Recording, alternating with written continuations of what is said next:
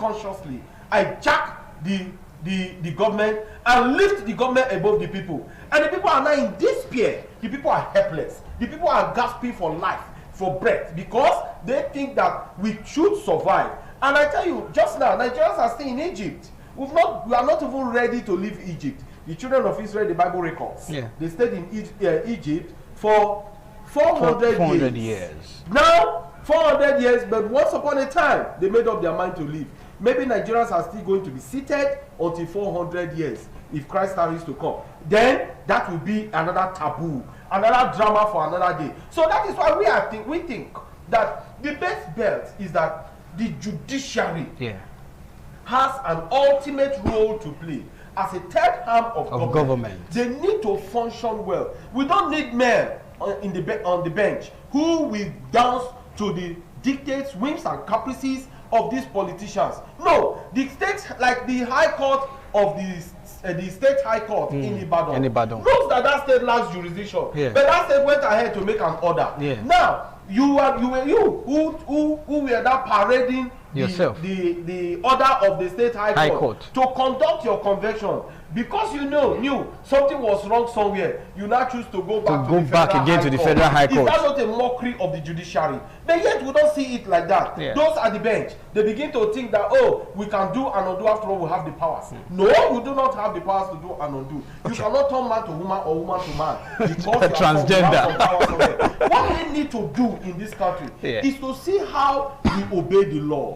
How we do things rightly, and not to take to self-help like the court suggested or opined rather in its judgment. Again, Turaki is putting up one argument that what the other party, the relief that the other party did not seek for, that the court awarded it to them. And what was that relief? Can a court award a relief it did not? Exactly, because that is the question. I cannot ask one motor that can do that.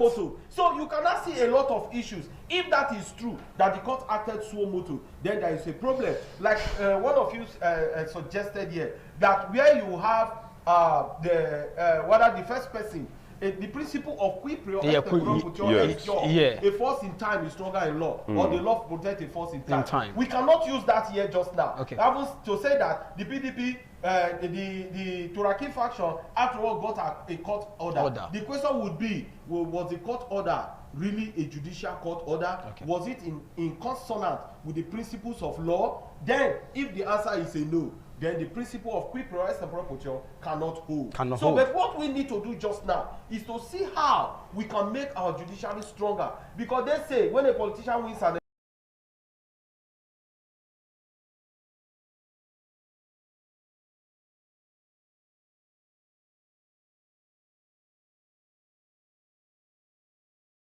a short break now, Brother Sabakbola. But when we come back from the break, I'll come to you because you made mention of sanctions. We need to go to that end. The NJC sanctioning. The NJC, are they really still there to do all of that? Knowing that after a federal high court judgment or any judgment, people want to file an appeal.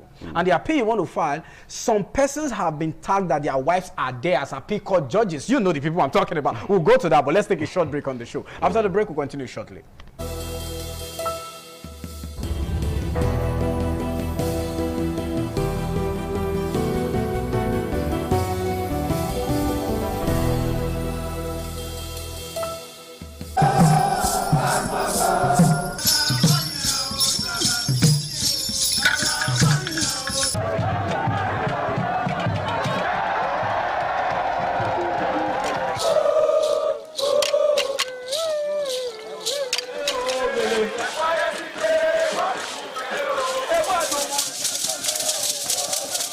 This is Aqua Game, a popular game in Africa played by our ancestors to entertain themselves after each day of farming.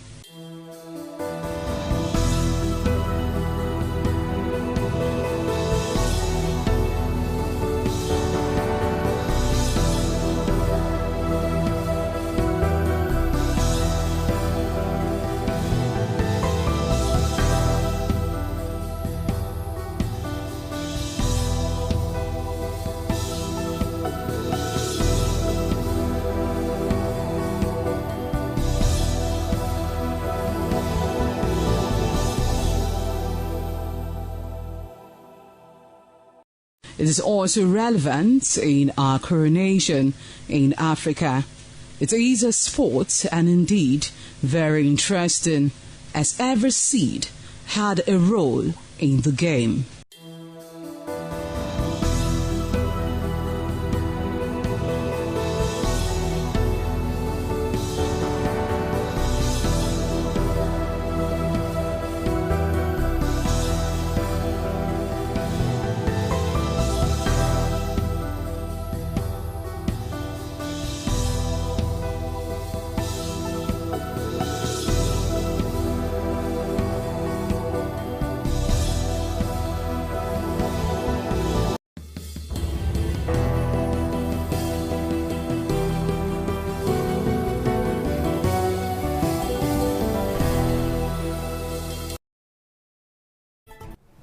Thank you so much for staying with us. It's still TMI on the ITV network. We're still looking at the role of the judiciary in protecting our nonsense democracy. A federal high court to give a judgment, a state high court to give another judgment. It becomes conflicting judgment.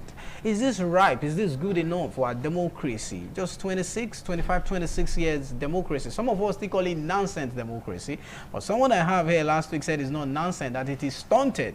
So you'll be the one to decide whether it is stunted or nonsense. So the role of the judiciary is what we are looking at. Bringing out the PDP's convention that was held in Ibadan sometime November last year, that the state high court gave them an order for the convention. Just on Friday, a federal high court came and said, no, that convention has been nullified. What is really the role of the judiciary? That is what we're looking at on the show this morning. My pretty gentlemen, lawyers, bright legal minds are here with me still in the studio. We're taking a look at the conversation this morning. So Barrister Faith Idemudia, let me come to you. You made mention of sanctions to erring, in quote, judges, because not all the judges now who say they are erring. Because at the point, we have one judge in Nigeria whose name was ringing, Justin Okon Abang, was known for his controversial judgment here and there and all that. But that aside, the NJC, like you said, is there to sanction some of these erring judges in terms of their, what is it called, judgment that they are dishing out. Do you think the NJC have what it takes to really sanction erring judges? That is number one question. Number two, in a case where it leaves the federal high court or the state high court and goes to appeal, we've heard of allegations of some top politicians, their wives are judges in the appellate courts. It's there, it's in the public. Everybody knows that the wife of the minister of the FCT is a judge in the appeal court. So imagine a case goes to her jurisdiction. Don't you see another form of, because the husband already have a faction that he is saying on the 18th, that was what we read on the paper, on the 18th of March, they are going to hold their own convention. Let's look at the both of them side by side.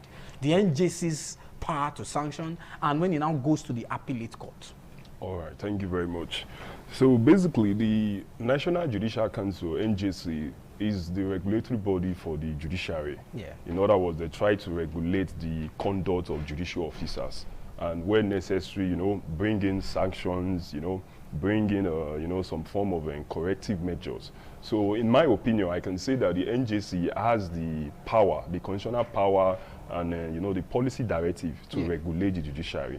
Like I said earlier on, I just believe that in order to stem the tide of all of these conflicting judgment almost every day. Yes, so they have to enhance the level of sanctions, not just barring erring judges from elevating more than. No, it should be more than that, to serve as deterrence to others. Because it seems that some of these judges, politicians can easily just lobby them and do all of these things, so which is not right. So I believe the NJC has to elevate on their level of sanctions, and it could be there's what we have compulsory retirement. You can bring up compulsory retirement as a means of sanction. You can also bring up what we call suspension without pay. You can suspend all of these erring judges, or just to send a deterrent, a message to other judges, others who might be having that plan. Yes, because having this completely judgment here and there is an embarrassment to our legal system. It is a shame. So I believe the NJC has not just what it takes, but they have the constitutional responsibility to step up in times like this. And also, to your second question, where you said that we have wives and relatives of some of these politicians. Top politicians, yes, in the appellate court. Yes, in the appellate court. And even in the Supreme Court, the wife of the minister, FCT minister, she's now a justice of the Supreme Court. Oh, she has moved to the Supreme Yeah, Court. No longer in the appellate court. No longer in Okay. the appellate court. So You she has been elevated, yes, to the Supreme Court. Yes, so I believe in that regard, what needs to be done, generally, that would be a conflict of interest. Yeah. So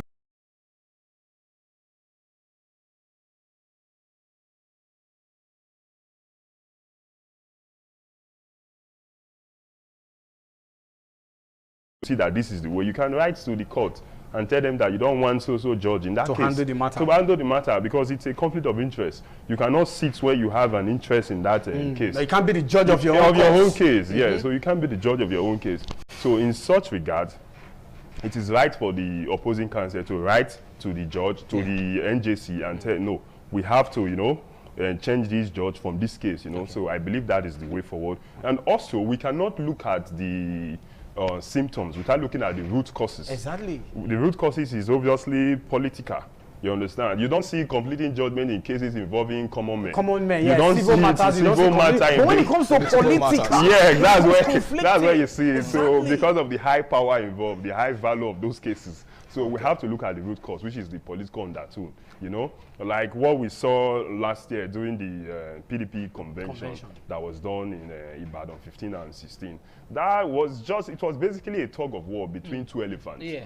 Sheyi Makande's faction and the Wike's faction. And these are people who were in the G5 together. They Yeah. were friends. They ate on the same That- dining table. that is- They were- That is it. Life Politicians moves are- fast. Yes, life Thank moves you. fast Thank in you very much. politics. That is it. All right.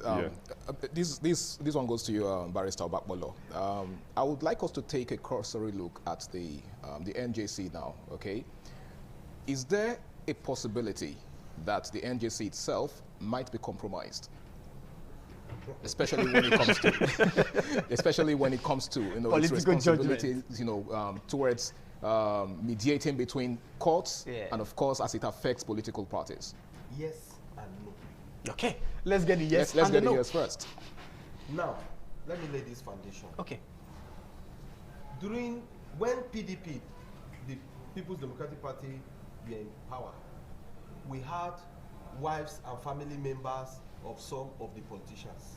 Example, the then governor of Rivers State, Peter Odili. Yeah, Odili. Wife was at the Supreme Court. Yes, she was. Okay. Justice Mary Odili. But we never had it bad. Just the way we're having it now. Though it was after the PDP left power, we were made to understand that she was also used to influence certain judgments. Even one But former even at senator, that, even a former senator also said, I wasn't name, I'm trying to remember the name of Yes, the senator, she said whose it. wife was and one also, for the president of Court of Appeal. yes, Court of Appeal. The name of the senator has escaped my mind. From Bauchi State. Yeah, from I Bauchi remember. State, yeah. We had situations like that, but we never had it this bad.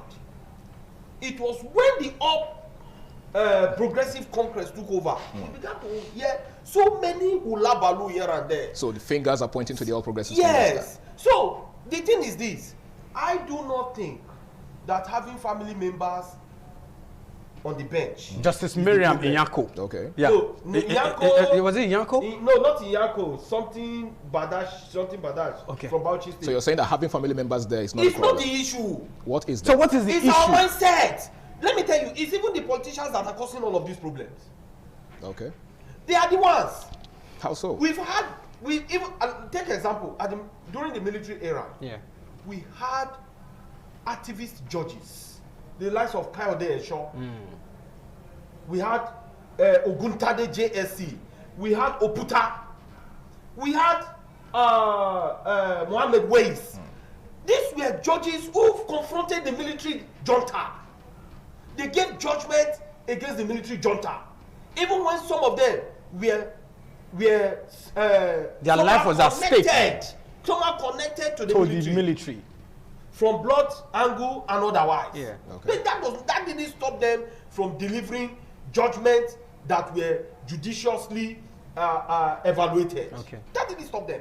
But what the problem we have now is that when a man is bent on imposing himself on the people, either by crook or by hook, do you know, crookery now in Nigeria is wisdom under this dispensation.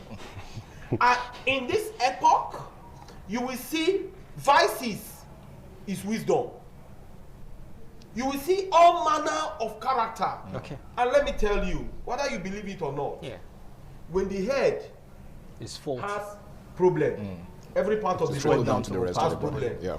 When a man is bent on staying tight in power, you begin to see all manner of things, and tongues will begin to wag. I think that is the challenge. So we need a reset of our minds. All right. So that even those like me who will come here and say something, criticize something, you also need a how reset. do I behave? Yeah, outside here. How do I act?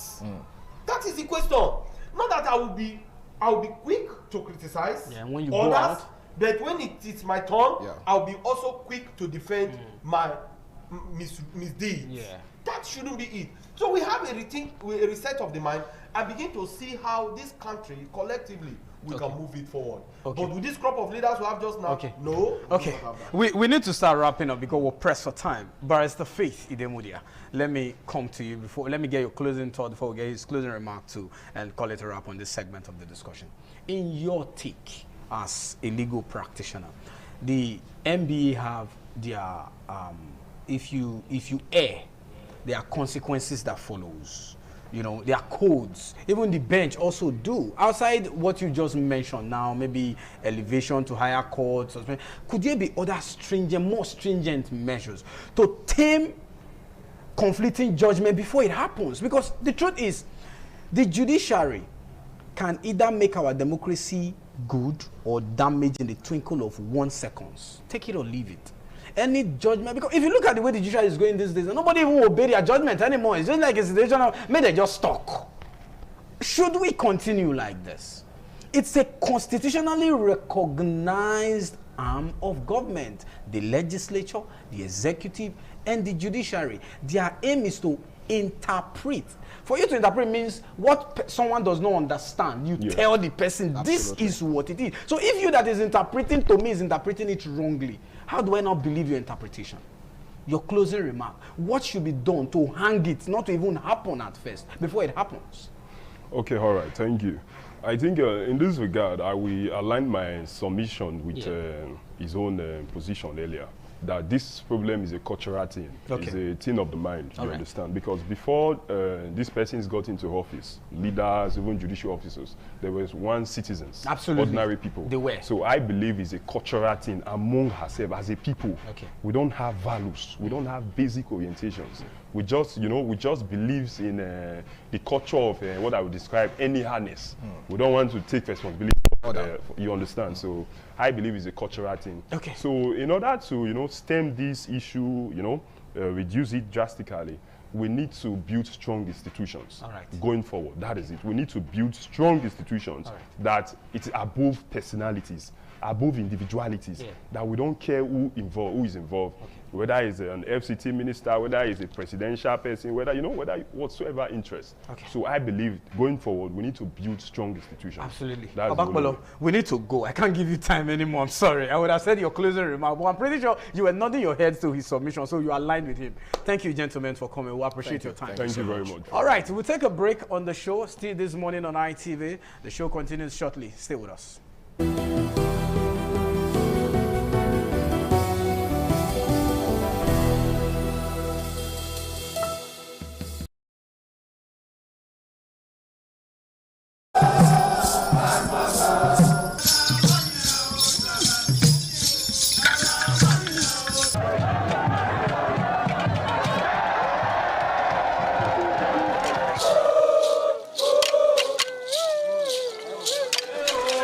Fire!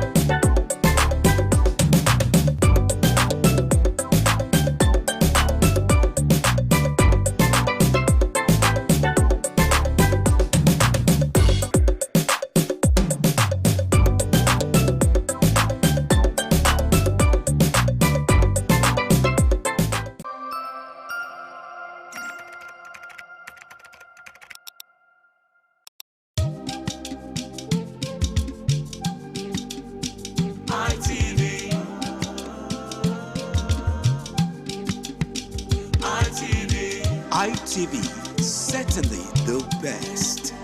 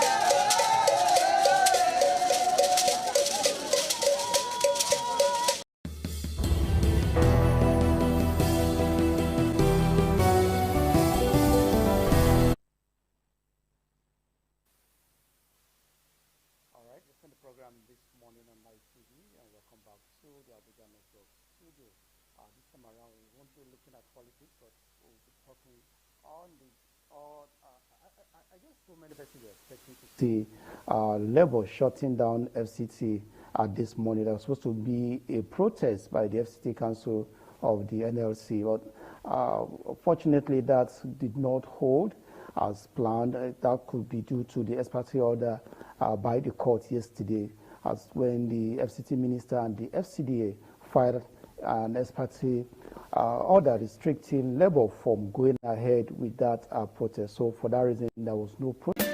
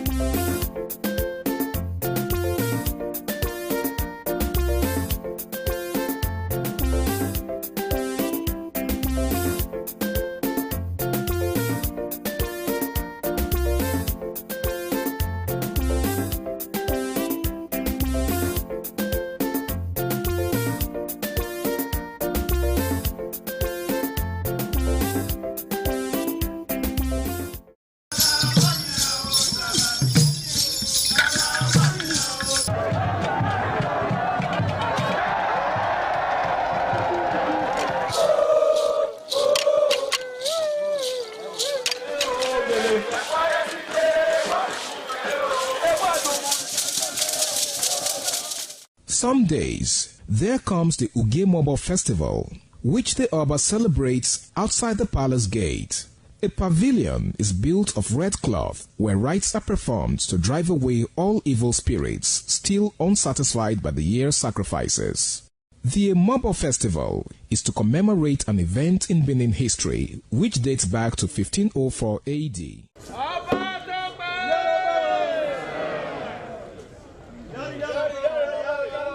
Yari, yari, Oba Tope!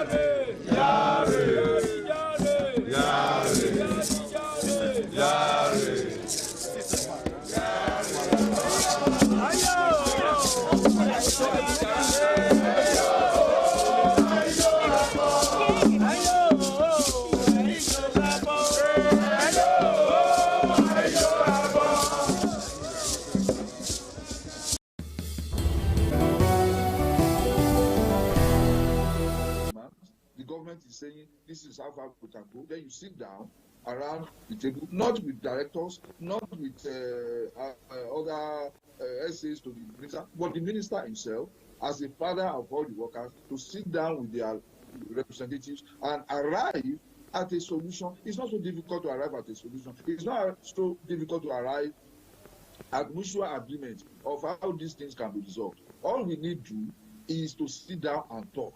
So why are we having these long disputes? Let me take you back to last week. I know last week you were so worried that the FCT minister wasn't giving listening ears to the workers. So why is it becoming a court issue now? We've seen Wike, this is the second time they are going to court. Do you think there is any room for, like you mentioned, alternative resolution? Keep going to court, keep adjourning and adjourning. You are suggesting now that we should look at alternative resolution to this very crisis. Is it a crisis, or it's just a matter of one person trying to play the master while the servants suffered?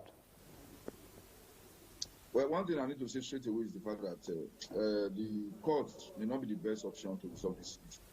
The court, you can give induction, you can give first party order, but it will not resolve the fundamental issues that cause this crisis in the first place. That is what the minister should understand. You just need to dialogue. You need to call the workers. The workers are not saying they don't want to come for dialogue. The workers are ready to come for dialogue. But the minister needs to open his door to them and sit down. They are not going to bite him. They are not going to fight him.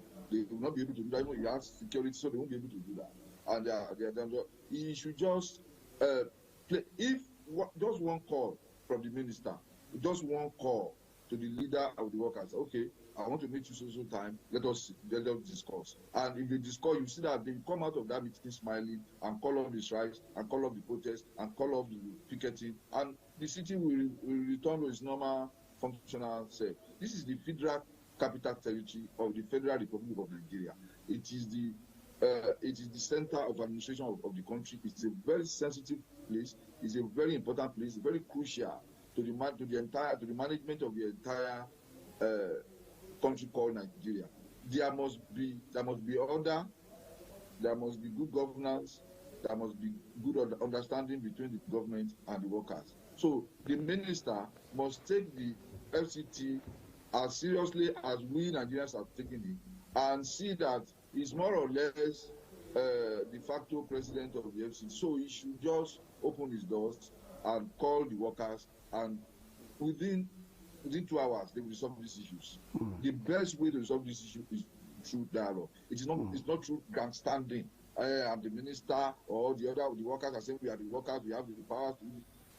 We have to come together. Today, I can assure you, within 1-2 hours of a meeting between the minister and the leadership of the labor in FCT, these issues will be resolved. ADR is the best alternative dispute resolution. Courts will not do it. Courts can give orders, courts can give injunctions, courts can give ruling, but it will still not address the fundamentals of the issues. Well, I know that this morning as we're speaking, definitely negotiations will be ongoing. Like you mentioned, alternative resolution should be employed. But let's go back to the protest.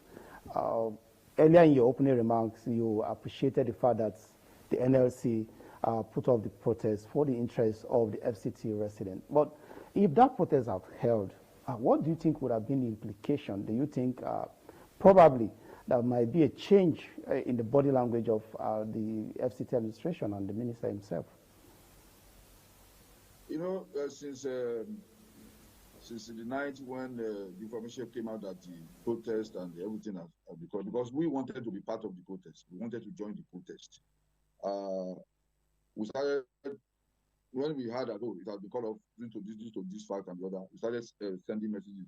The implication would have been that it will affect the economic activities of the FCT. It will affect a lot of, people have their own schedules already. It will scatter a lot of things. Imagine planes landing and they are unable to get cars to take them to their destinations because there are protests or crises in the town. And the way the police manage protests in this part of the world is to escalate it. They can just go there and begin to throw tear gas and firing bullets, and then everything will now turn violent. Rather than protect, according to the law, for the police to protect those who are protesting, so that the hoodlums do not come and hijack it. They may just get there and begin to shoot and begin to injure people, and it will just escalate. Now that this thing has been, in fact, some of us have taken it upon ourselves, posting on our statuses that no more protest, so it has been called, so you can go to your shops, you can go to your offices, you can do that. That's what the government is supposed to do, to be announcing, but we are doing that. So that, now people feel a sense of peace, people feel a sense of security, so that you can go out and go and do, can go about your normal activities in the city without any fear of molestation or whatever, or disorder. So we are happy. We want to appreciate the workers for you know obeying the court order and allowing peace to reign. But the government should now opportunity to solve these issues by calling the workers for dialogue. I know Minister Wike is a very he's a very intelligent man and someone I know is passionate about doing what he's doing for the FCT, but also he should also be passionate about the welfare of the workers. And then there should be, there must be mutual respect. The way the workers are calling their father, he should also call them his children, and then a good father will call the children to a family meeting and resolve family issues without court, without public display of what is becoming. So I think it's the time for the FCT minister to invite the workers for a dialogue and resolve this issue. And if it's not if he doesn't want to dialogue with them, I think the president should step in. The president should step in and give the same way he gave an order that the impeachment processes against Fubara in Rivers should be suspended. He should also give an order that, okay, minister, meet with these workers and resolve your crisis, so that resolve your misunderstandings, so that there will be peace in the city. Without peace, there cannot be development. All the bridges is building, all the roads is building. If there is no peace, if workers down tools, if they lock down the city, nothing will work. So it's a question of reaching and understanding with the workers. It is not rocket science, and the minister knows it, and his aides know this, and his advisors, they know this. And I wouldn't know why the minister wouldn't want to meet with workers. Even the president sit down with the NLC president when the situation arises. Even the president sit down with the ASU president when the situation warrants it. So the minister should please, I'm appealing to him to please call the leadership of the Labour in FCT and resolve these issues amicably through alternative dispute resolution. Adebayo, let me take you back to some of the issues that the workers are clamoring for. For the sake of our viewers who are still not too conversant with these very issues, I know one of the aides to the minister has always, on sister media, even on different platforms, insisting that the minister is handling most of those issues as they come, especially the issue of salary arrears. He said after 5 months, the workers have been paid 3 months. If you listen to the body language of the union members, the wages or the salary is not their problem. So what do you think is the core issue that we are having this prolonged stay at home or prolonged crisis between the minister and its workers? Well, it still boils down to mismanagement of the crisis. It boils down to this reluctance to sit at the round table with the workers, to have a conversation around the issues. When it comes to anything that has to do with workers, beyond salaries and all this, workers' welfare, it is not something that we just we treat piecemeal. It is something that needs a comprehensive package of resolution. Say, no matter what the minister is doing wonderfully well, paying salary, doing this, maybe they call it a modulated salary structure, somehow pay 3 out of 5 months, which is even very untenable. There's no reason why workers should be owed in the first instance. There's no reason why allowances should stay so long without being paid. There's no reason why promotions are delayed, and there's no reason why there are promotions without, corresponding increase in salary and allowances. So all those things, the minister really needs to sit with Labour and say, look, guys, these are the issues on ground. This is what the administration can do. This is what we can do. What do you think? And then, to be give and take dialogue. resolve all these issues without all this drama. You know, we are tired of this drama. We are tired of, you know, work to rule. We are tired of stay at home. We are tired of, you know, the city not functioning. If the workers are on strike, the city definitely will not function. And none of us will feel comfortable. Abuja is a beautiful place, it's a nice place. Let's keep it. There are other issues that the minister should be paying attention to. In the area of security, this one chance people, they are all over the place. In fact, they are increasing now. They are increasing now. And then to clean up the city, you have to clean up the city. You have to deal with the issue of security. So beyond workers' salary and the welfare of workers and the welfare and safety of the FCT residents, you know, is also very paramount. And the minister, that if he's still battling with workers, he will not be able to concentrate on doing the needful for the city. That's why I'm appealing to him that one meeting with workers, 1 meeting, 2 hours, 3 hours meeting will resolve this issue. We don't need to go to court. There's no need for protests and picketing all over the place. If the minister will just call for a meeting so that they can have an agreement as to how to go forward from this process. I'm just appealing because, like I said, I will not know except the minister comes out to say this is the reason why I don't want to meet with workers. Nobody will know. I'm interested in knowing why the FCT minister doesn't want to meet with workers.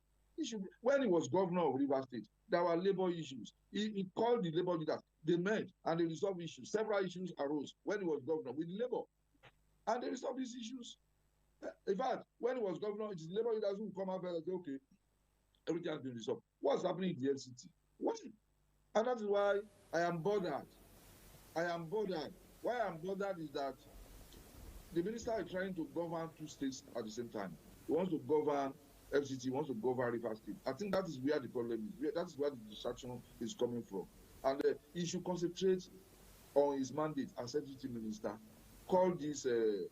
I have nothing against Minister Wike, but his approach, he needs to change his approach to this issue. Because workers, if you are standing against workers, they see all the ACs. The workers see all the ACs, they can decide to shut down the entire system and nobody will be able to move. And it doesn't go well both for the citizens and the government itself, because it's when there is peace in the city, when workers are doing what they are supposed to be doing, that is when the city can continue to appreciate the development, processes he has been doing all this while. If development is about the people, we the people, and the workers are the ones to carry out to execute this development, it should not be difficult for the man who is the supreme coordinator of everything, the minister himself, to agree with the workers that, okay, let's do it this way. They will understand. One thing the minister should know is that labor can be very understanding. Workers can be very understanding. They will understand. They will agree with him. But it needs to be friendly with the workers. It needs to invite them. It needs to talk to them. It needs to, show some kind of understanding with the workers. These things are not so difficult. It's not rocket science. And the minister, I'm sure the minister knows it. He knows it. He's an experienced administrator. This is a member who have been minister, who have been local government chairman, who have been a lot of things before getting to this pinnacle of his career. At the point, he wanted to be president of Nigeria. If he were to be president, will he be fighting workers like this? Let him just call these people. Workers are not mad. They are not crazy. They will listen. He should just call them to a meeting, and this thing will be resolved. Adebayo, I know you are a member of a civil society and you've been following trends of events in the country. Beyond just the FCT workers, let's look at the plight of Nigerian workers from the very beginning of this current administration, from the pronouncement of the fuel subsidy removal and other reforms that the president has put on ground. We know that there have been issues of wages, and the government has increased minimum wage and all that. Let me take you to states where we have so much allocations given to other states, and yet we are not seeing meaningful development. Since the president came into power, by 9 trillion naira has been disbursed to states through the FAC allocation. We've not seen any meaningful development in states, and I know these are also part of welfare for the workers. I want you to just give us, as we wrap up this very discussion segment, what is your own insight to allocations given to states by the federal government to develop their states and ensure the livelihood of their citizens are taught. Well, the issue that you have raised now is a very sad contradiction, because it doesn't make any economic sense that when states are making more money and then they are still not doing well, paying worker salaries and allowances. They are making more money than ever in the history of this country. They are getting huge allocations. So there is no state in this country that has any excuse for owing workers or not paying workers enough, paying their salaries and allowances as at when due. It's just that you begin to wonder, what are these governors doing? And on this matter now, the federal government is totally exonerated, because the federal government has done its own due. They removed the fuel subsidy, and they said they will use the excess to take care of development of the nation and in the states. So upon which some states are receiving like more than double what they used to receive. Yeah, so the states are very rich, but most of the governors, especially the first-time governors, what are they doing? They are spending a lot of money on their second time, how to come back second time. The ones that are going, they don't care anymore. If you go on strike, he's not looking for re-election, he doesn't care. And it's very, very unfortunate. That is why, at the New Direction for Nigeria movement, we have recommended that, yes, 2 terms for a governor, but let him not do it successfully, like do it back to back. If you are a governor, you have been elected for 4 years. After that 4 years, you are not eligible to contest immediately. Go and sit for another 4 years. The work you did in the first term, if you come back after 4 years for your second term, that is when you get results from the voters, from the masses. It's the same thing for the president. So if you are governor, you're elected governor, you don't have automatic second term to contest. You have to go and wait. So when the election, somebody other people will contest, another governor will come in, and then after 4 years, you cannot come back and ask you to vote you for second term. You will see that there will be huge improvements in the way these people run. So people are saying maybe first term, 1 term of 6 years. No, I don't support that. 4 years, first term, you are not eligible to contest immediately. You go and wait for another 4 years before you come back. If you have done well in your first term, the people will be faithful for you or vote for someone else. So it will make these governors to sit tight and do the work they are supposed to be doing. It's a shame to be hearing that in today's Nigeria, with the huge allocations to states, that some states are still owing salaries and allowances, and some are not even paying the minimum wages. Is very sad, and it is inexcusable. It is even criminal, if you ask me. Well, I must thank you so much for your time this morning on the program, this morning on ITV. Our comrade Mark Adebayo, the convener New Direction for Nigerian Movement. Thank you again for sharing your thoughts with us this morning. Thank you so much. Independent TV, you are doing wonderfully well. You are always bringing people-oriented programs on your TV. Thank you. And I can see you are going higher, and the sky cannot even be your limit. Well done. Thank you. I appreciate that. All right, we'll take a quick break, and when we return, it will be time for our Lagos studio to continue with the discussion.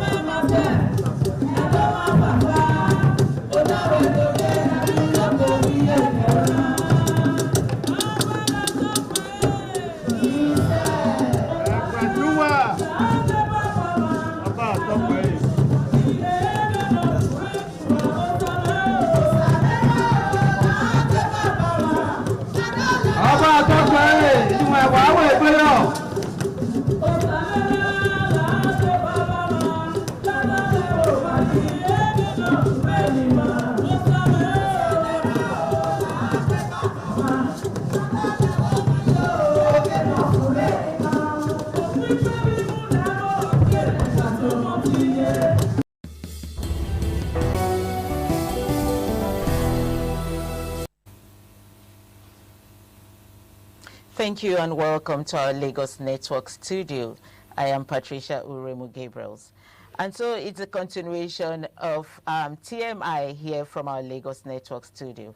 We will be looking at the crisis in the Labour Party, where OT regrets that Obi exits the Labour Party, and then he seeks the return of Abure. And of course, I'm not going to be discussing this alone. As usual, I have a guest seated in the studio who is going to be talking with us on this issue, the crisis in Labour Party. Almost all the parties are having crises, but we are going to be concentrating and looking at Labour Party this morning. And I'm not going to be doing it alone. Like I said, I have here with me Mr. Tony Nwaje. Mr. Tony Nwaje is a political analyst. Thank you so much, Patricia. Thank you so much. Thank you for coming as usual. Thank you. Thank you for being my guest. Okay, so let's just go straight down to the issues in the Labour Party. We hear where the governor of Abia State, Alice Oti, regrets the exit of Obi from the Labour Party. So let me ask you, Governor Oti is reported to have expressed regret over Peter Obi's exit, from the party leadership structure. Yes, the party has a structure, leadership structure. And then what do you think is the significant political crisis, problem when Obi has exited from the party? Do you think it's going to make the party to be disunited, not to be together again with Obi out of there?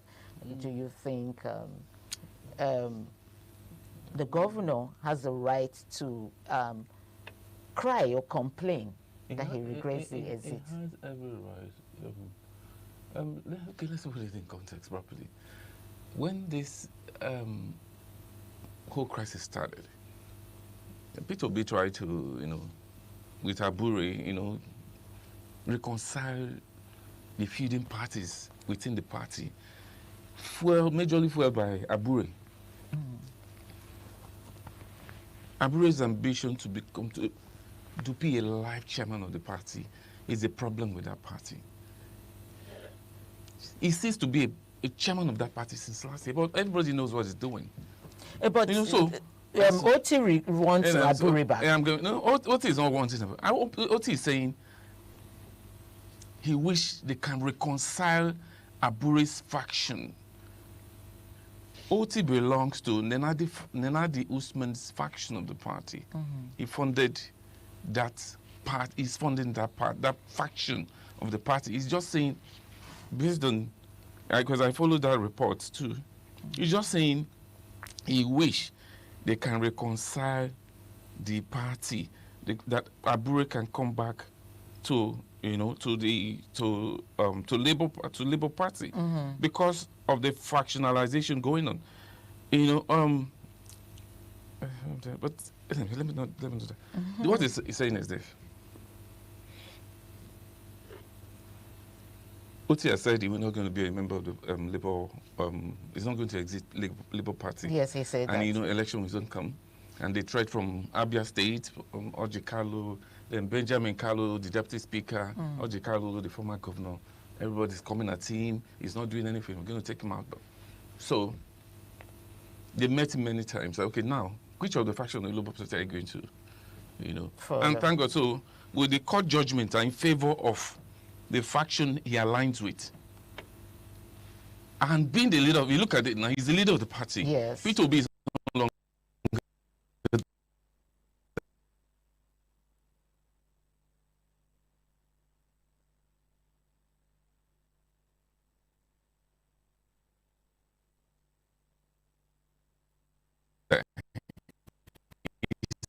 he has moved to ADC.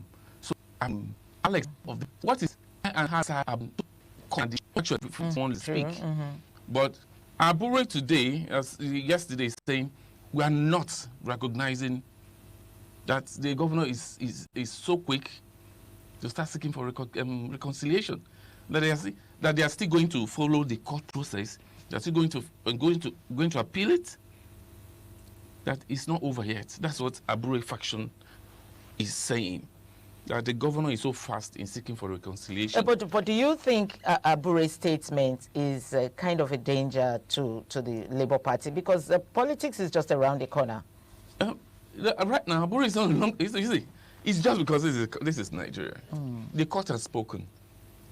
Abure, if you want to appeal, it can go, but don't make noise about it. Go to court. But as we speak today, we have just one Labour Party.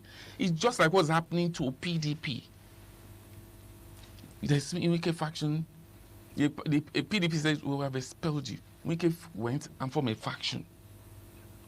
And people are calling this created another arm of PDP. I don't want to call it a faction because that way the press too and the media too has a way of following this.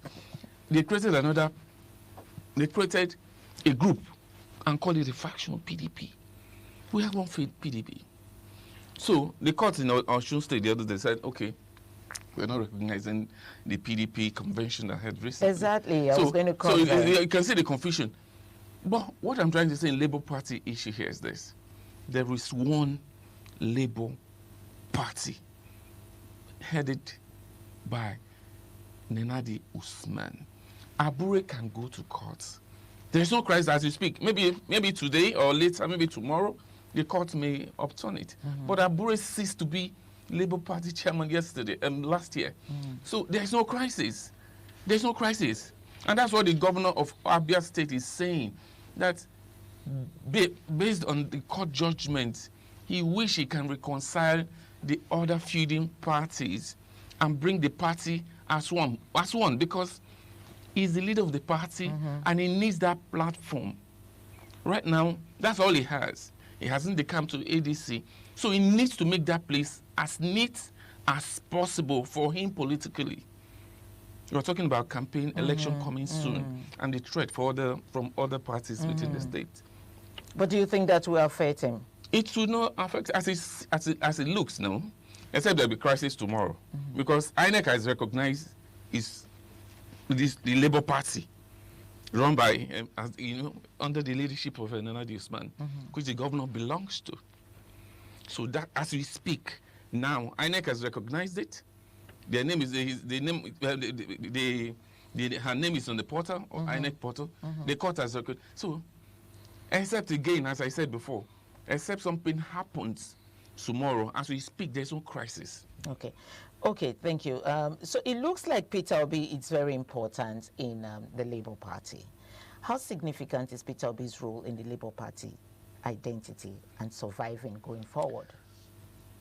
I think 2022, 21, before the election, last presidential election, Labour Party has been in existence for a long time. Until Peter Obi came and gave the party a new image and recognition. So it means it's very important. Very important. Without Peter Obi, no Labour Party. Now that he's out of the Labour Party, do you think that structure will still be there? If you take away the governor of Abia State from Labour Party has ceased to exist. Who will make Labour Party? Also, what Labour Party is waiting for now is looking for another presidential candidate that will come under their platform to fly the party ticket. Without Peter Obi, without the current governor, and note too that most of the legislatures, the remaining ones, have moved the Peter Obi to ADC. So it's just the governor of Abia State that is giving that party the energy at the moment. If he goes, that party goes down. So maybe what they are trying to do is maybe exit him and get the party back to them. So that's Abure and his group. But as far as the Labour Party is concerned, it's still under the able leadership of Nenadi Usman. Abure has been there. I think Abure should leave.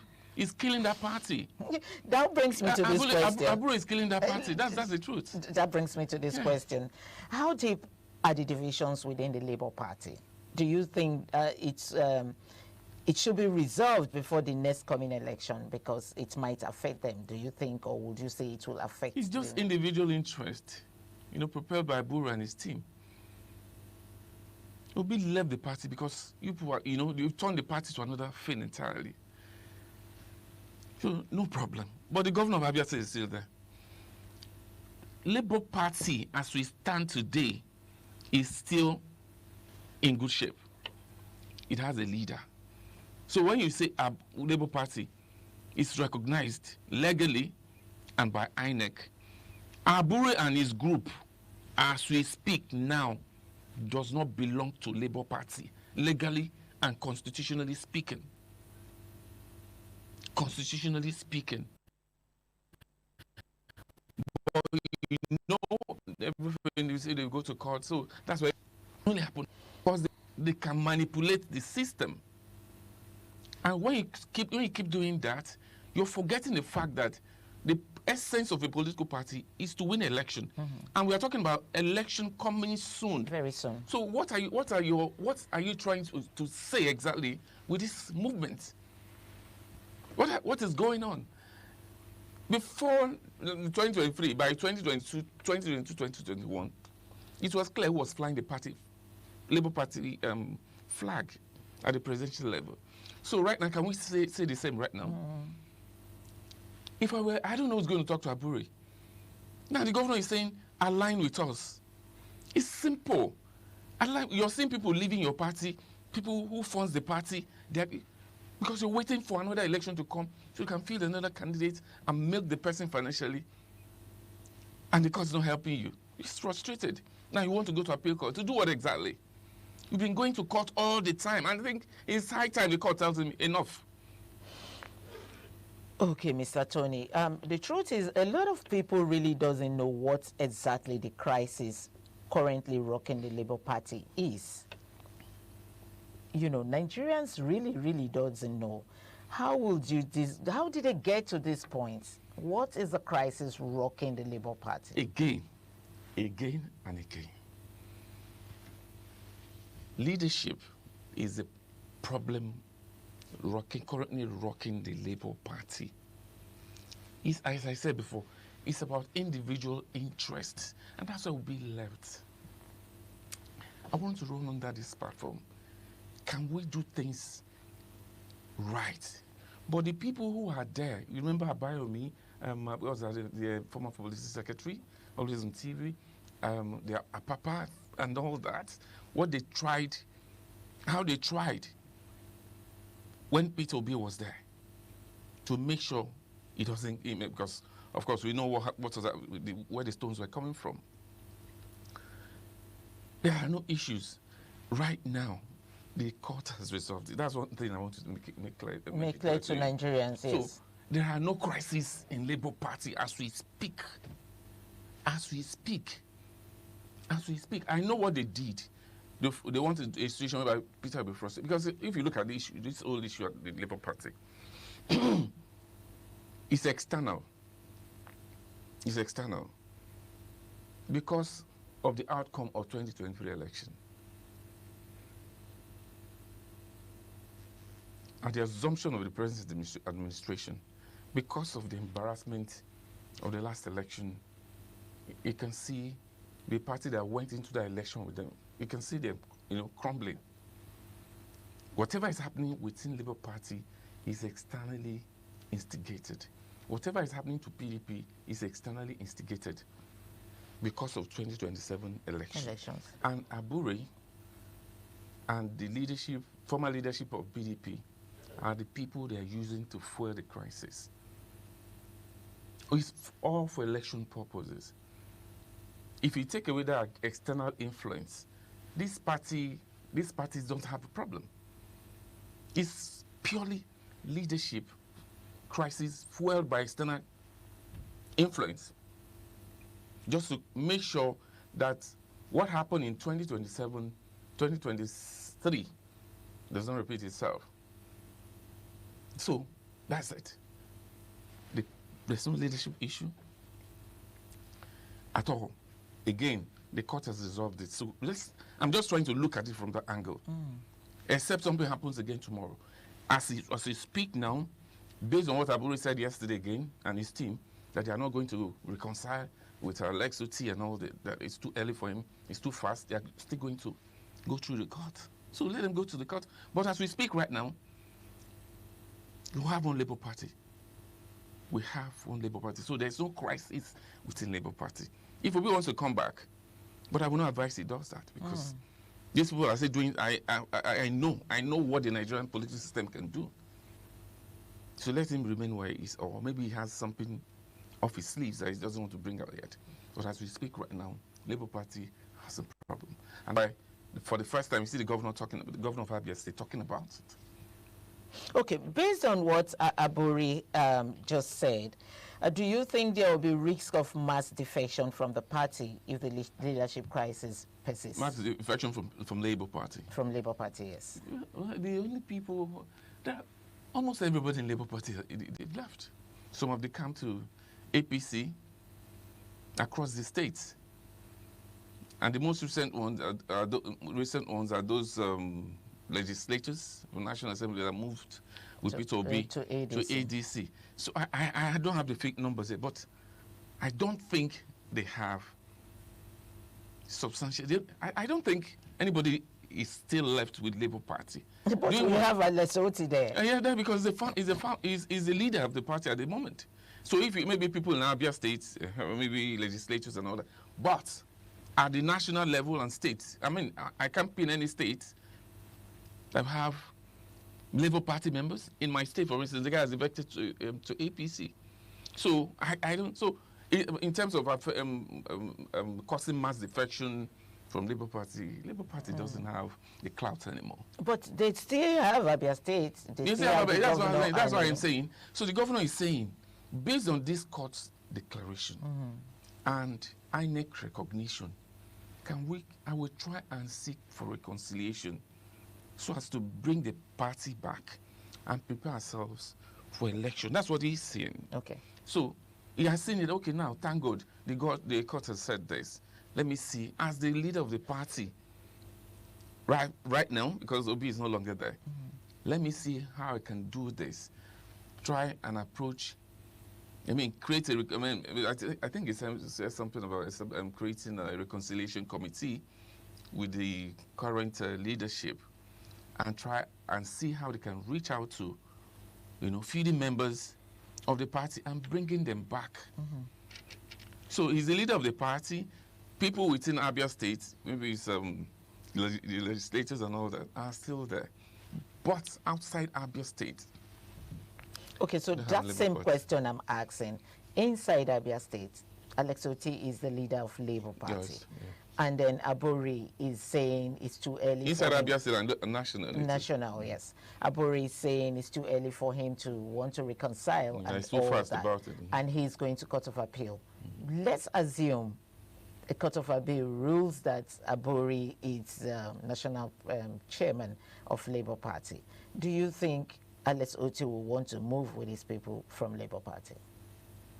If court declares that Aburi, but until then, but if court declares, but I don't see how it's going to appeal that case again.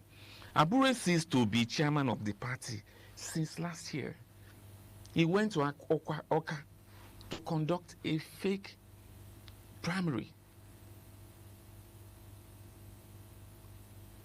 The governor, Peter Obiano, they tried to, they made all effort to bring him back into the party. That was why Nenadi faction came up. Because it wasn't, the court has declared him, I mean, his tenure ended last year. So that's why the Nenadi faction came up. So now the court has finally recognized Aburi, Nenadi faction. So I don't see how the court now, at the end of the day, still goes back. I mean, but as I said before, this is Nigeria. This is Nigeria. But if it happens at the appeal level, I mean, I don't see the governor, he's not going to fight it. He will just flow. But as it is now, he's saying, can we come together until that time comes? If the court now says, oh, Aburi, you are now the chairman, which I don't think it will happen. So wait for that time. But in the interim, this is what it is. So if it happens tomorrow, I mean, this confusion can be, I don't see any problem here. If not for ambition,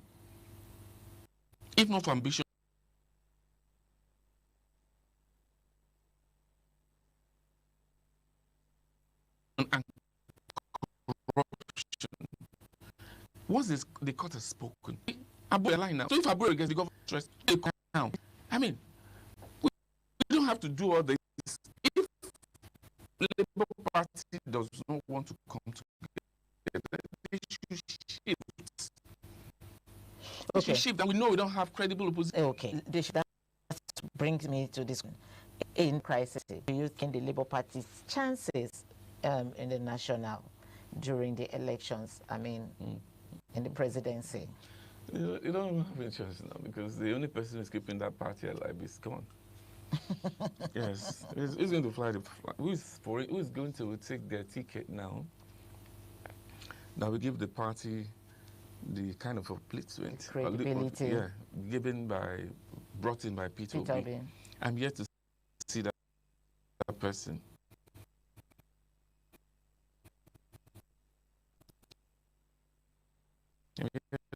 All these things that they are fighting for is just any candidate that will come,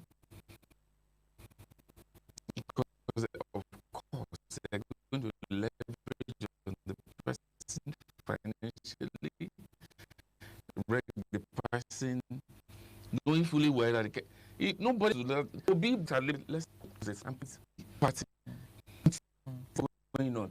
If Obi is not there, there's no Labour Party. Labour Party has been in existence long before Obi.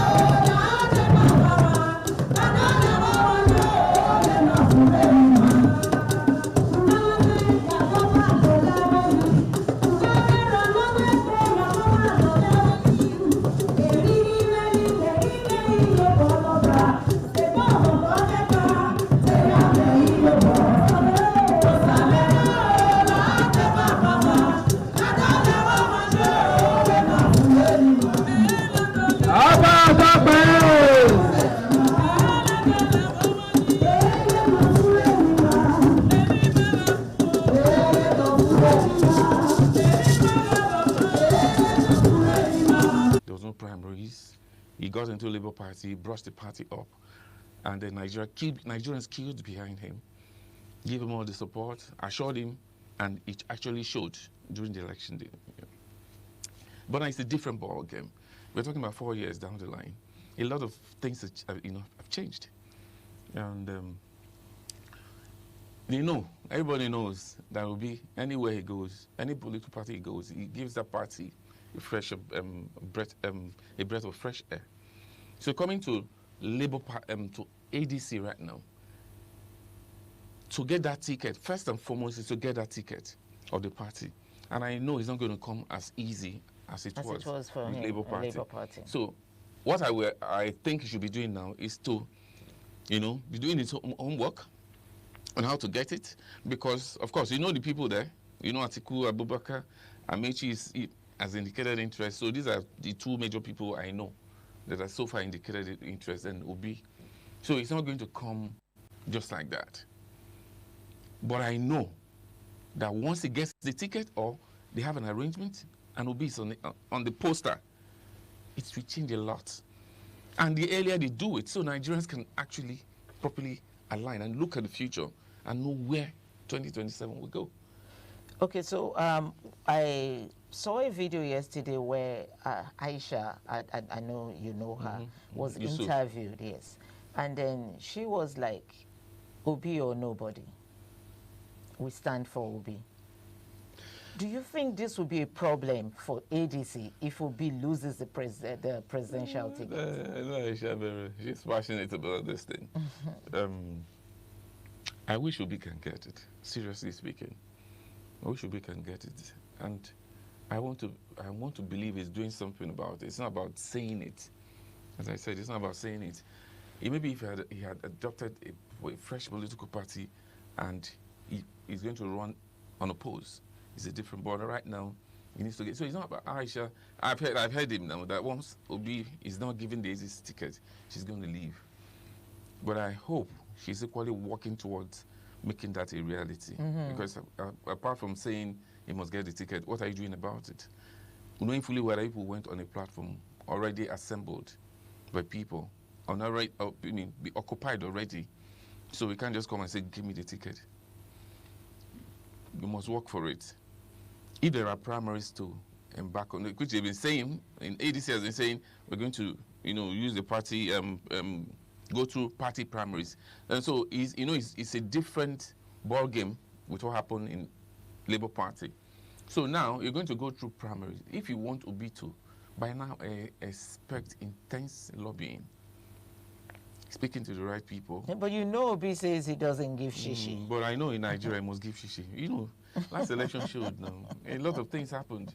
You must go to the, I've listened to a lot of people. I've gone to the villages, gone to my state, and I speak with these young people. Without cash, no matter the English you speak, no matter the language you speak, without cash, they won't vote for you. You just believe they say, this one doesn't give money. See, tomorrow, that our electoral system has been bastardized. That people now buy votes. We sell and buy votes. So money has to come in place. He made a bold move. Peter Obi made a bold move in 2023, and it shattered the history of electoral victory in Nigeria. And the people they rattled are now in control of the system. So you understand what I'm saying? So if they are now in control of the system, they've seen it, and they don't want the embarrassment to happen again. Something happened in Lagos. I think Alimosho, ADC. There was a defection from Labour Party to ADC, so in Alimosho, and talks came there to drive them away. I think on Friday last week. This is 20.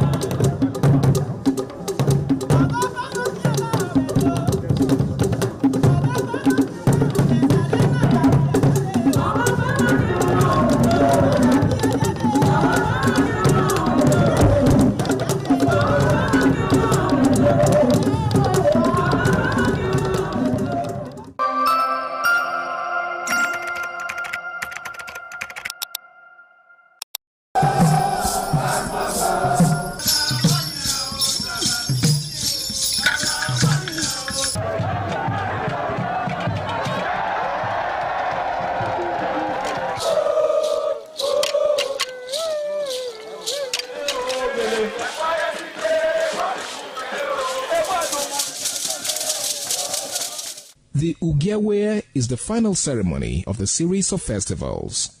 It is one of peace and lightheartedness, following the more solemn of the ritual year. Ugewe is the festival of the Ewe leaves, a symbol of good luck and joy. It is the most popular of all that heralds the dawn of a Benin New Year, new vow, newness of life and freshness of life, and a new hope for the future. In the evening, the Ewe leaves are presented to the Oba of Benin in grand style in a colorful ceremony. The Ihogbe Society, amidst singing and dancing, bring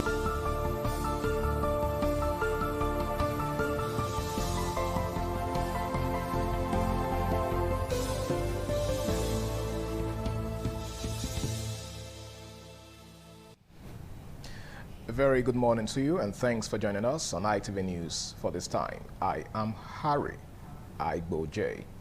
Some stakeholders and groups in Ego and Ikpoba Federal Constituency local government areas have asked the Deputy Chief of Staff to Edo State Government, Honorable Pius Alile, to contest for the seat in the 2027 general election.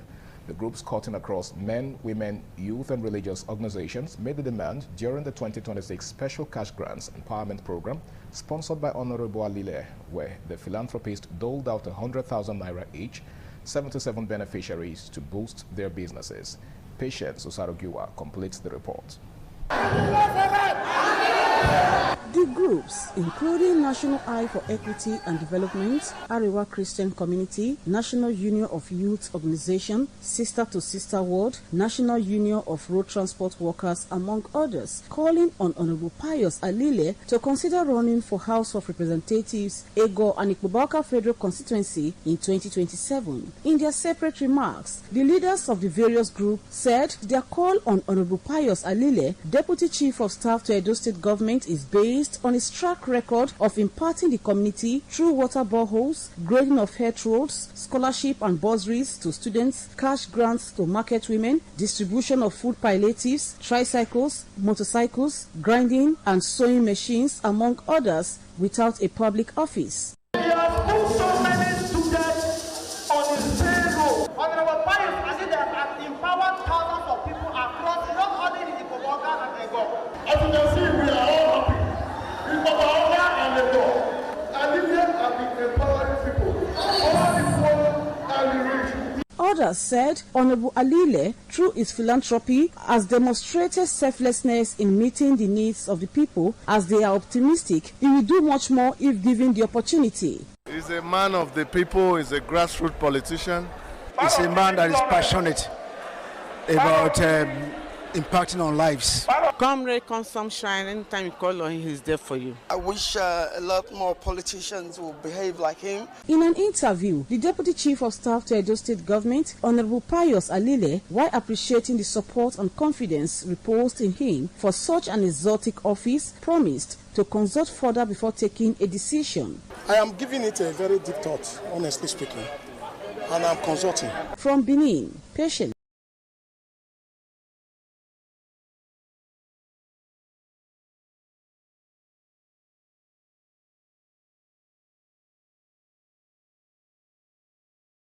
Has concluded a word-to-word tour aimed at mobilizing party members for the ongoing e-registration exercise. Sonny Duko Colson reports that the mobilization exercise took the aspirants across the 10 wards of Oredo local government area.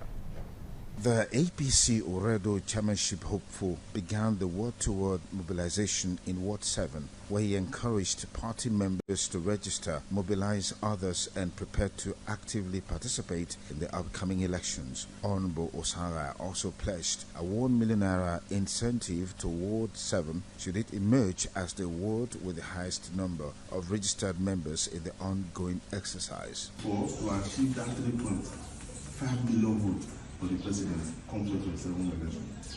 So please put in more effort, encourage people to come out. They want the man now with first with the registration Aruna. I will donate 1 million naira to the world. From Ward 7, Honorable Osarabo Osara proceeded to other APC wards across Oredo local government area, engaging party executives, ward leaders, youths, women leaders, and grassroots supporters. He stressed the need for unity, commitment, and active participation as key drivers for strengthening the party at the grassroots level. In a show of support and encouragement, the chairmanship aspirant distributed tokens for data subscriptions and refreshments to party members in every ward visited. He also used the opportunity to commend Edo State Governor Senator Monday Okpebholo for what he described as a peaceful Christmas celebrations across the state, ongoing flyover projects, and improvements in educational infrastructure, which he said reflect people-oriented governance. Honorable Sangai further praised President Bola Ahmed Tinubu for the Student Loan Reform Initiative, noting its positive impact on Nigerian students. From Benin, Sonny Duke Okosun, ITV News.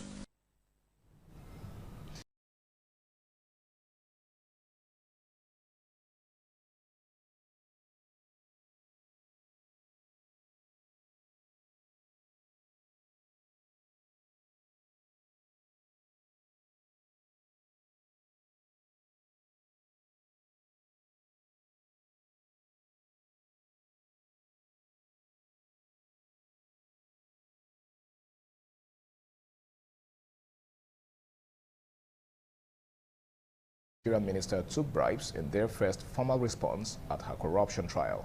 The 65-year-old, who sat in the dock at Southwark Crown Court taking notes on the third day of the trial, is accused of multiple bribery counts stemming from a years-long investigation. The alleged offences occurred between 2011 and 2015 when she was Nigeria's oil minister but maintained the UK address. The UK National Crime Agency, NCA, which targets international and serious and organized crimes, had accused her of receiving the bribes in Britain. Prosecutors earlier claimed that Alison Madueke enjoyed a life of luxury, funded by those who were interested in lucrative oil and gas contracts with Nigeria's state-owned Petroleum Corporation.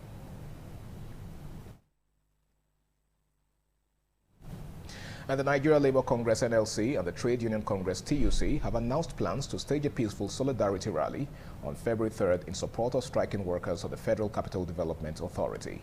The union said the rally is aimed at pressing for the payment of outstanding salaries and addressing long-standing welfare concerns affecting workers under the Joint Union Action Committee. Labour leaders stressed that the protest will be peaceful and lawful, urging members to remain united, resolute, and courageous in the defense of workers' rights.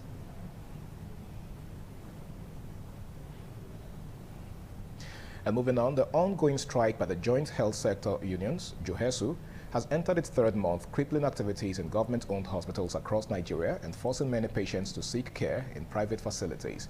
The industrial action has grounded critical services, particularly in hospital pharmacies, laboratories, and other support departments, significantly disrupting healthcare delivery in federal health institutions. While services remain affected in many federal hospitals, health workers in state-owned facilities in Ekiti and Benue states have largely stayed on duty, easing the impact on patients.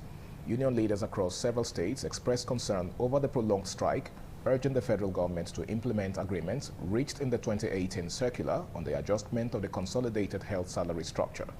Hospital officials reported severe revenue losses, overcrowding in state facilities, delays in surgeries, and disruptions to medical training as patients continue to bear the brunt of the impasse. JOHESU leaders expressed hope that ongoing negotiations would lead to a resolution within weeks.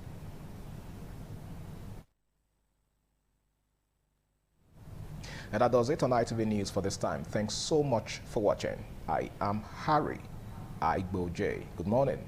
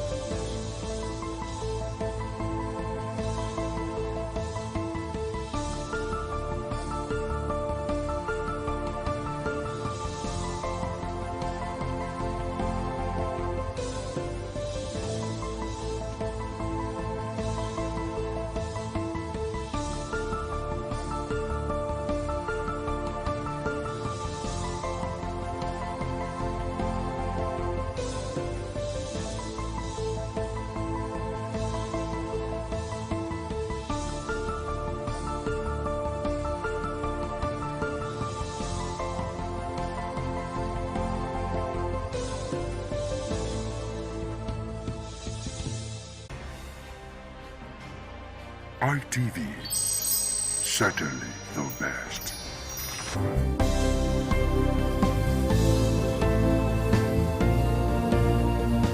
Thank you very much for joining us on the program, Healthy Living. What is the kidney? The kidney is an excretory organ in the body, which is for metabolism. Tuberculosis affects many organs in the body, but the common ones it usually affects is the lungs. Epilepsy is a neurological problem.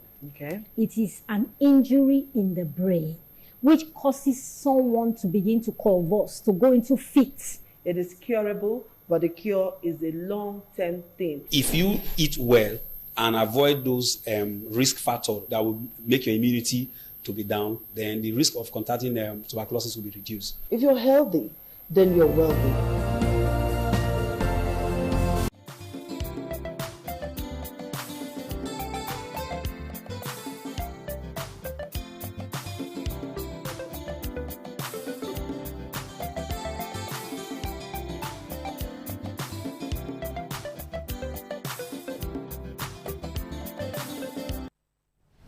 Good morning. This is TMI Socials. I am Anwoluwapo Stevens. Or better still, call me a social media butterfly. Welcome on board. Well, today we'll kickstart in South Africa, where yesterday on X we saw South African authorities did come out to say that they have disconnected the electricity supply to the Nigeria High Commission, citing unpaid utility charges. Now, the action was confirmed on Monday by Napis Moyo, mayor of Taiwan. In a post on X, she said the disconnection was carried out under the city's Taiwan campaign, which targets government bodies, businesses, and residents with significant outstanding debt. Now, the move is the latest in a series of power cuts involving Nigerian diplomatic facilities in South Africa. Well, interestingly, after this news was on X, Nigerian government did the needful by clearing the debts. But how did you react to this online? Let's take a couple of tweets. We'll start off with this one, Dr. Moya. Okay, now that is the person who did post. So after the federal government cleared the debt, she also came out on X to say that we thank the High Commission of the Federal Republic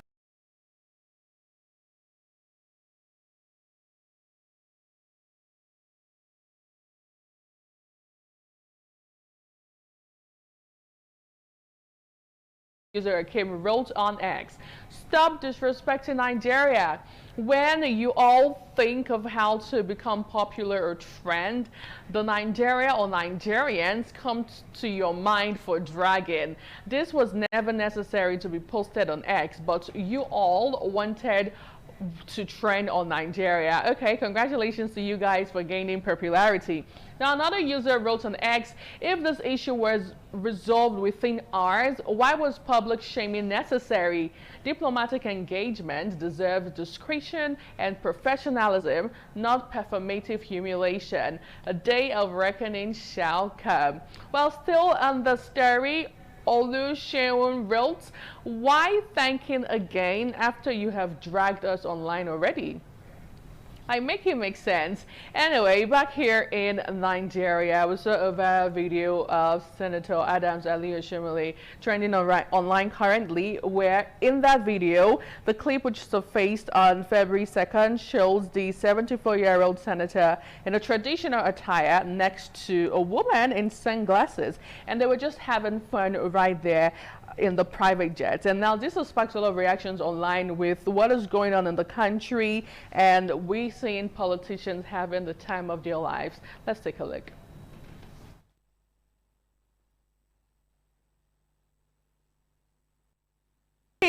Good question. By the end of the day, social media. Now, this user also reacting on X. He should enjoy himself. It is, well, a clear case of allow me to enjoy myself. Now, away from that, let's go over to America and talk what happened right there at the Grammy Award over the weekend. Now, Donald Trump, the U.S. president, has threatened to sue comedian Trevor Noah after he joked about about Trump and Jeffrey Epstein at the Grammy Awards. Now, hosting the event, Noah said, "Song of the Year, that is a Grammy that every artist wants almost as much as Trump wants Greenland," which makes sense because Epstein Island is gone. He needs a new one to hang out with Bill Clinton. And of course, Donald Trump reacted to this. But before we move over to what Donald Trump said, take a listen to Noah. Song of the Year. Congratulations, Billie Eilish. Wow. That is a Grammy that every artist wants, almost as much as Trump wants Greenland. Which makes sense. I mean, because Epstein's island is gone, he needs a new one to hang out with Bill Clinton. So, oh, I told you it's my last year. What are you going to do about it?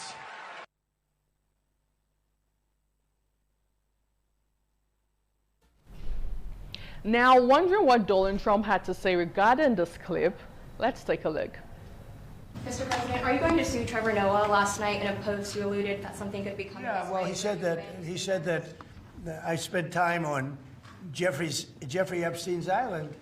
I didn't. I mean, he's a lightweight. This guy. He's a terrible. I think he's terrible. I thought he did a terrible job at the Grammys. I thought the whole Grammys was terrible. I watched part of it. It's not watchable. But he was a lousy host. I'd say not as bad as Jimmy Kimmel, but pretty close. Well, would he go ahead with the case or not?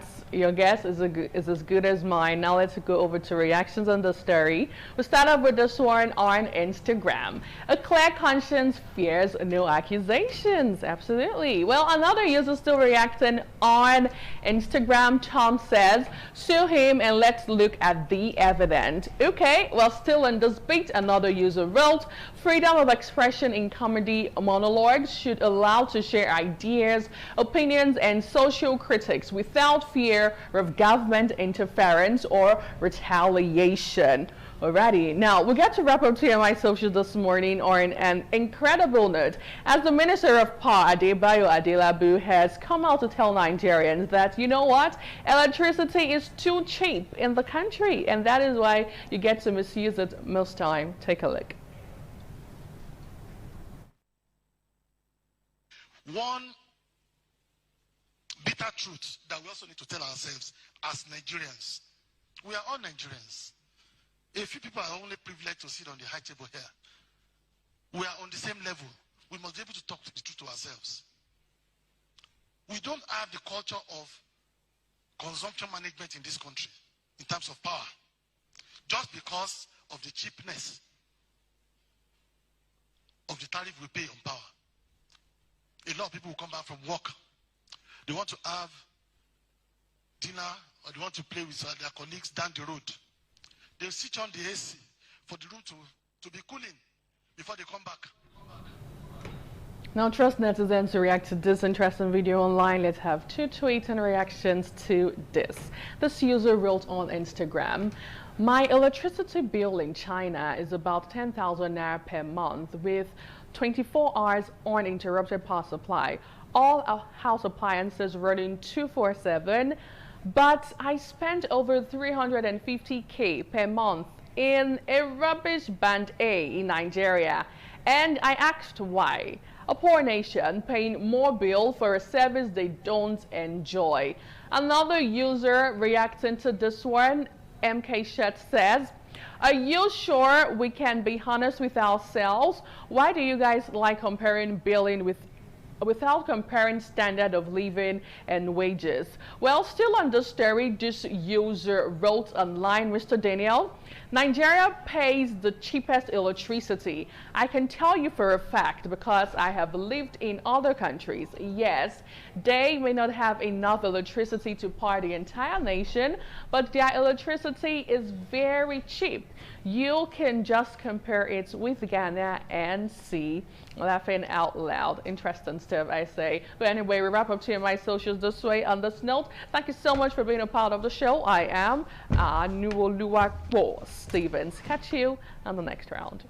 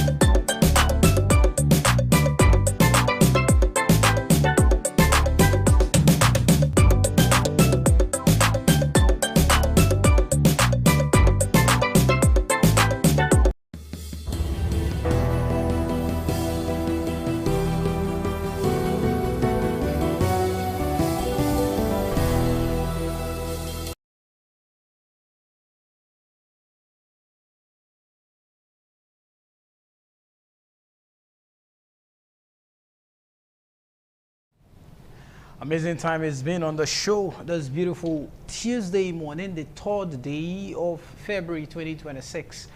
We've been here updating you in the politics and in the polity. But it's time for us to go. I'm not leaving alone. Harry, we gotta go. Yes, we have to. You know, there's a saying that everybody who comes will definitely whatever has a beginning has an end. Yeah, I think that was what I was looking for. You caught me on there, man. So we gotta go. It's been a great time, you know. It's been an amazing time indeed. Yeah. From one issue to another. Especially the one that has to do with PDP's recent factional PDP. PDP, their recent annulment by the courts, the convention that was annulled by the court. Yeah, nullified. Good language. When you say annulment, it looks like a military regime. It's under a democratic dispensation, so you nullify. Okay, we're hoping that, you know, just like somebody said, that they're able to put their differences aside. This could even be an opportunity for them to iron out their differences. And come back stronger and bigger. Strong, you know, entity. Absolutely. Otherwise, if they continue in this light, only God knows what will happen. Absolutely. So it's been a great time, like we said. We brought you up to speed information in the polity and in the politics. Hopefully tomorrow, Evans and Harry also will be here. I won't be here tomorrow, but Harry will also be here. So it's a good job you're doing, right? Always been on the screen. We'll see you guys on the next one, God willing. On behalf of my colleagues in Abuja and in Lagos, and Harry right here with me, I want to thank you for investing your quality time with us on TMI this beautiful Tuesday morning. We'll see you on the next one. Bye for now.